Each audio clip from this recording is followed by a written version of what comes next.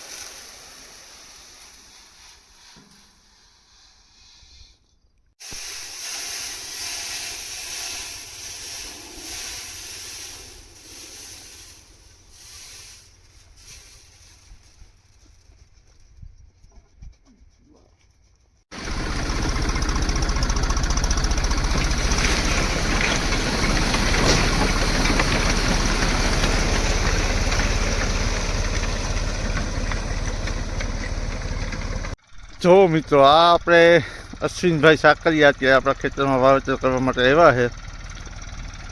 એ વાવેતરનું કામ કરે છે અશ્વિનભાઈ સાકરિયા. તેનું ગામ છે ખજૂરી ગુંદાળા.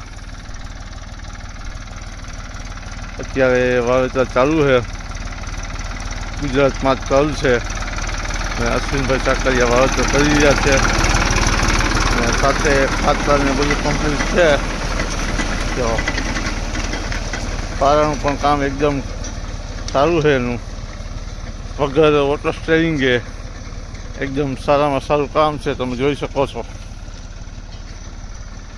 આપણે અત્યારે 1 વીઘામાં 1 કિલો જેવું તલ નાખી રહ્યા છીએ. અને હવે તો લગભગ નહીં વાંધો આવે, કેમ કે તડકા મીંડા પડવા, એટલે ઉગાવો તો બરાબર આવશે જ. જો મિત્રો, અત્યારે આપણે પારા સરખા કરવાનું કામ ચાલુ છે ને સાથે ધોળીઓ હમણાં કરવાનો છે અહીંયા. એ પછી આપણે પાણી ચાલુ કરવાનું છે.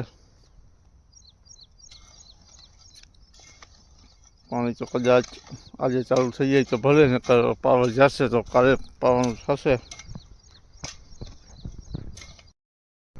તો આપણે આ રીતે આપણે તલનું વાવેતર કરી રહ્યા છીએ. તેની સાથે આપણે 5.5 વીઘામાં 100 કિલો ડીએપી, 50 કિલો ફાડા, 50 કિલો પોટાશ અને 25 કિલો ફાડા સલ્ફરનો ઉપયોગ કર્યો છે.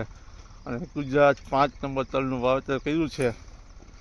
હવે તો ઉત્પાદન આવે ત્યારે બતાવશું કેવું ઉત્પાદન આવે છે ને કેવું ખાતર ને બધું કામ કરે છે.